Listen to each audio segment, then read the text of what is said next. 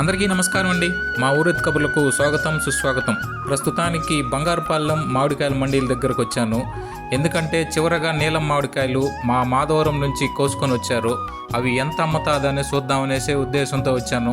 అసలు దీన్ని ట్రాక్టర్లో నుంచి కిందికి దించకుండానే వ్యాపారస్తులు వచ్చి వీటిని కొనుక్కోవడం చాలా విశేషం.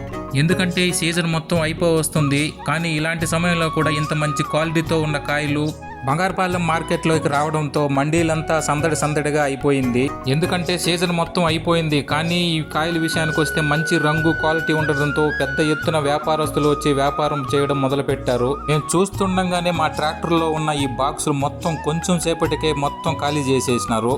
ఇక ధరల విషయానికి వస్తే ఈ రోజు ఈ నీలం మామిడికాయలు 130 రూపాయలు పలకడం ఎంతో గొప్ప విశేషం. మాకు కూడా చెప్పుకోవడానికి చాలా గర్వంగా ఆనందంగా కూడా ఉంది. అసలు మాధవరం మామిడికాయలు అంటేనే మార్కెట్లో ఎంతో ప్రసిద్ధి.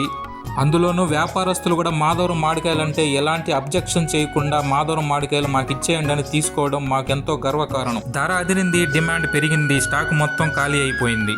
ఇలాంటి అప్డేట్స్ మీకు కావాలనుకుంటే ఈ వీడియోని లైక్ చేయండి, షేర్ చేయండి, సబ్స్క్రైబ్ చేసుకోండి. Thanks for watching.